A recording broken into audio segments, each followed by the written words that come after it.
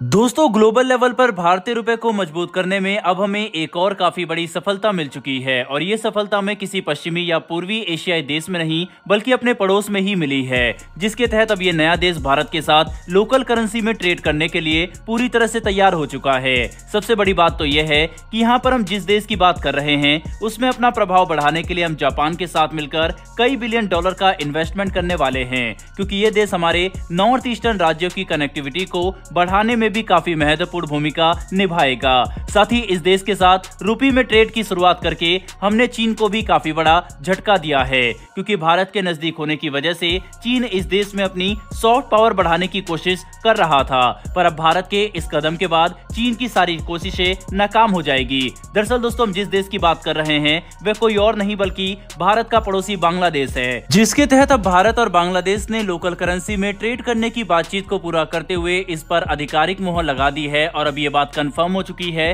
कि दोनों देश रुपये और टाका में ट्रेड करने के लिए तैयार हैं। दोस्तों, लोकल करेंसी में ट्रेड करने के लिए बांग्लादेश के दो बड़े और महत्वपूर्ण बैंक, जिसमें सोनाली बैंक और ईस्टर्न बैंक शामिल हैं, ये भारत के SBI और ICICI बैंक के साथ स्पेशल वोस्त्रो अकाउंट की शुरुआत करेंगे और हमारे बैंक भी बांग्लादेश के इन दोनों बैंकों में वोस्त्रो अकाउंट ओपन करेंगे ताकि दोनों देशों के बीच में लोकल करेंसी ट्रेड का एक चैनल शुरू किया जा सके, जिसके बाद भारत और बांग्लादेश की कंपनियां एक दूसरे को लोकल करेंसी का इस्तेमाल करते हुए पेमेंट कर सकेंगे, जो कि व्यापार को बढ़ावा देने में काफी महत्वपूर्ण साबित होगा। साथ ही इस कदम से भारतीय रुपए की डिमांड भी बढ़ेगी। वहीं पर भारत और बांग्लादेश के इस कदम पर बात करते हुए सोनाली बैंक के CEO और मैनेजिंग डायरेक्टर अब्दुल करीम ने बयान दिया है कि द्विपक्षीय व्यापार में लोकल करेंसी रुपए और टाका का इस्तेमाल करने से डॉलर पर प्रेशर कम होगा और इससे दोनों ही देशों को काफी सारे बेनिफिट मिलने वाले हैं। साथ ही उन्होंने ये भी कहा है कि अभी भारत और बांग्लादेश के दो बैंक इस चैनल को बनाने में शामिल हुए हैं, लेकिन आगे जाकर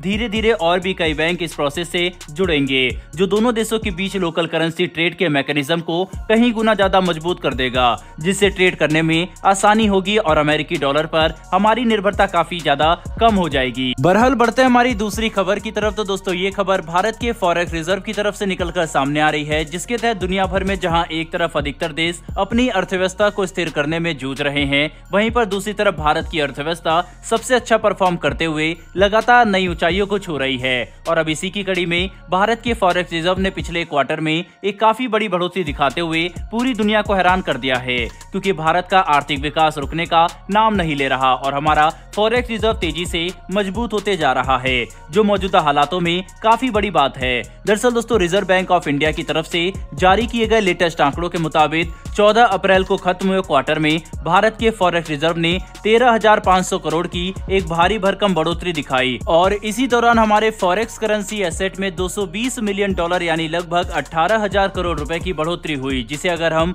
ध्यान से समझने की कोशिश करें तो इस बात में कोई भी शक नहीं है कि पिछले हफ्तों में लगातार भारत के फॉरेक्स रिजर्व में भारी बढ़ोतरी देखने को मिली, जो कोई छोटी मोटी बात नहीं है, क्योंकि इस वक्त दुनिया भर के कई विकसित देश अपनी इकोनॉमिक ग्रोथ रेट को पॉजिटिव रखने में भी स्ट्रगल कर रहे हैं, जबकि भारत अभी भी विश्व के सबसे तेजी से विकास करने वाली अर्थव्यवस्था बना हुआ है। साथ ही दोस्तों, इकोनॉमी के क्षेत्र में भारत ने पिछले कुछ समय में काफी बड़ी उपलब्धियां हासिल की है, जिसके तहत सिर्फ कुछ दिनों पहले ही भारत ने मुंबई में एप्पल का पहला एप्पल स्टोर भी ओपन किया और उसके कुछ ही घंटों बाद दिल्ली में दूसरा एप्पल स्टोर ओपन किया गया। साथ ही जिस तरह से भारत के अंदर एप्पल और कई दूसरे ब्रांड्स अपने बिजनेस तेजी से ग्रो कर पा रहे हैं, इससे ये बात भी साफ हो जाती है कि आने वाले समय में भारत के अंदर एक नया इंडस्ट्रियल रिवॉल्यूशन आ सकता है। इतना ही नहीं बल्कि एप्पल ने जनवरी में ही इस बात का ऐलान किया था कि वे चाहते हैं कि साल 2027 तक भारत उनकी ग्लोबल सप्लाई में 50% तक आईफोन की मैन्युफैक्चरिंग करे, जो भारत के इंडस्ट्रियल इकोसिस्टम के लिए काफी अच्छी बात है।